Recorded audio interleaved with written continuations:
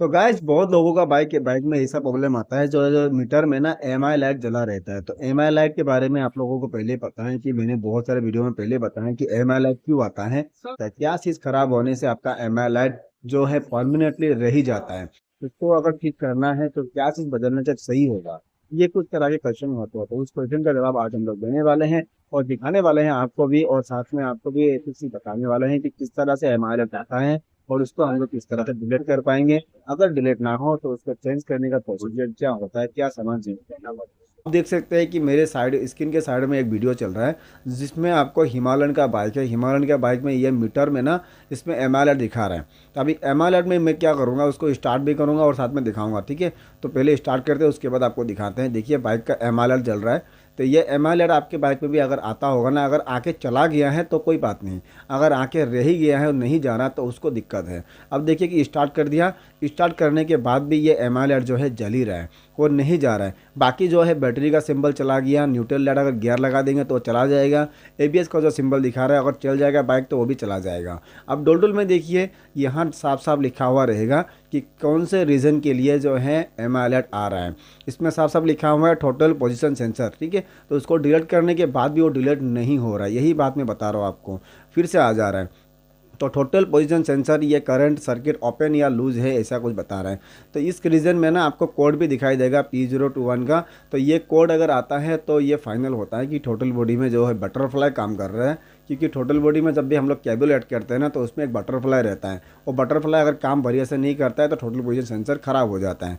अगर उस कंडीशन में टोटल बॉडी मेरा बदलना पड़ गया तो उसका प्राइस कितना पड़ जाएगा वो भी थोड़ा देख ले साथ में, क्योंकि उसका प्राइस जो है लगभग टोटल बॉडी का हर एक बाइक का ही है, हाँ, लगभग आपका 11,700 10,800 ऐसा कुछ आता है।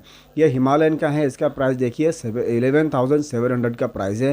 अंडर वारंटी रहेगा तो कोई बात नहीं, आप बेझिझक उसको बदल सकते हैं। अगर कैशलेस होगा तो उस टाइम में क्या करेंगे, अगर कैश देना पड़ गया तो पूरा का पूरा 11,000 आपके पैकेट से जाने वाले हैं। तो ये देखिए कि हर एक जितने भी हम लोग उसको डिलीट कर रहे हैं तब भी यह डिलीट नहीं हो रहा है। तो डिलीट नहीं होने के बाद लास्ट में उसका टोटल बॉडी को रिप्लेस करना ही पड़ा। और रिप्लेस करने के बाद जब मैंने टोटल बॉडी को बाहर निकाला तो उस कंडीशन में देखिए उसका कंडीशन क्या है, पूरा गंदा अंदर में लगा हुआ है। लेकिन बाइक में कुछ भी ऐसा दिक्कत नहीं था, जैसे कि गाड़ी पिकअप नहीं ले रहा है या फिर जो है गाड़ी पार्किंग में रुक गया तो उस टाइम में अगर बंद हो जा रहा है। हाँ ऐसा है कि गाड़ी गर्म होने के बाद ट्रैफिक में अगर रुकेंगे थोड़ा टाइम के लिए स्टार्ट करके रख देंगे तो आरपीएम लो हो जाता है और बाइक बंद पड़ जाता है। ये एक दिक्कत है। और दूसरा दिक्कत जो एमआईएलआर हर वक्त शो होता ही रहता है, ये एक दिक्कत है। दोनों दिक्कत इसमें आ रहा था।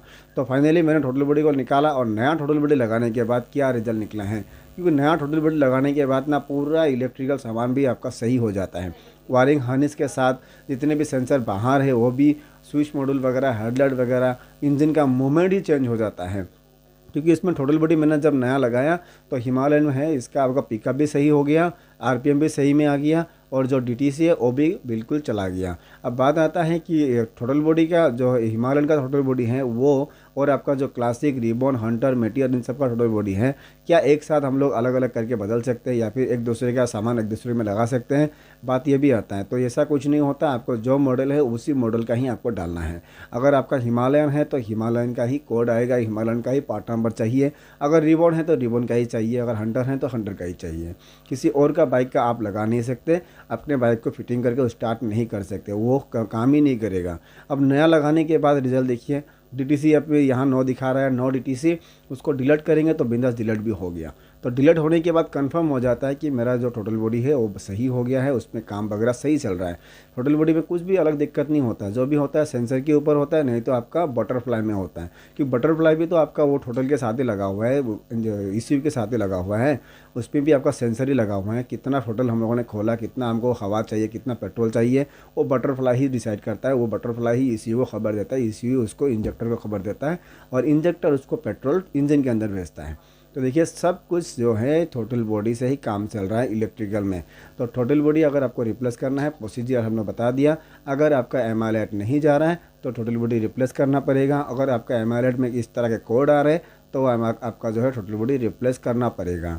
और क्या रीज़न से हम लोग को करना पड़ सकता है, छोटा सिंपल सा रीज़न होता है। अगर कोई भी डीटीसी आपका आ रहा है, जैसे कि आरपीएम डाउन हो रहा है, स्टार्ट बंद हो गया, या फिर आपका बहुत टाइम सेल्फ मारने के बाद स्टार्ट नहीं हो रहा है, जो टोटल बॉडी एक्सीलरेटर देने से ही स्टार्ट होता है, ये सब रीज़न होते हैं टोटल बॉडी रिप्लेस करने का या फिर टोटल बॉडी ख़राब होने का।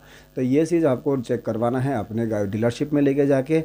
और मैं आपको ये बोलना चाहूँगा, अगर आपका नया बाइक है या फिर आपने 1 साल के अंदर इसको 1 साल या फिर 2 साल हुआ है बाइक खरीदा हुआ, तो बाहर मत दिखाइए, क्योंकि ये जो सामान है ना बहुत कॉस्टली है। अगर बाहर दिखा देंगे बाइक को तो अंडर वारंटी में नहीं आएगा, आपको कुछ भी सामान वारंटी में नहीं मिलेगा, क्योंकि नया बाइक में 3 साल के अंदर उसका वारंटी कैंसिल नहीं होता है, उसके बाद भी वो आपका एक्सटर्नल वारंटी काम आता है। तो वारंटी इसी चीज़ के लिए ही दरकार होता है, क्योंकि इसी इश्यू हो या फिर आपका जो टैंक का फ्यूल पम्प हो या फिर वायरिंग हार्नेस हो, हर एक चीज़ वारंटी में आ जाता है।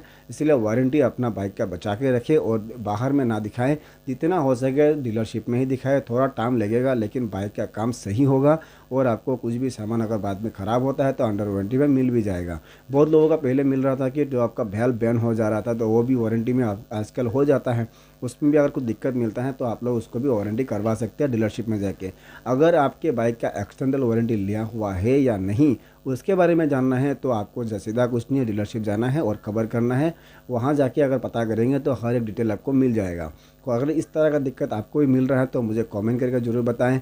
और अगर आपका वीडियो बना हुआ है तो वीडियो को भी सेंड कर सकते हैं, मुझे दिखा सकते हैं, मैं उसके ऊपर भी रिएक्शन देके आपको वीडियो बना दूंगा, बता दूंगा कि आपका कौन सा दिक्कत है, किस तरह की दिक्कत आपको दे रहे हैं। तो वीडियो कैसा लगा ये वाला कमेंट करके ज़रूर बता दीजिएगा। इसमें एक बहुत बड़ा इन्फॉर्मेशन मैंने दिया है आपको।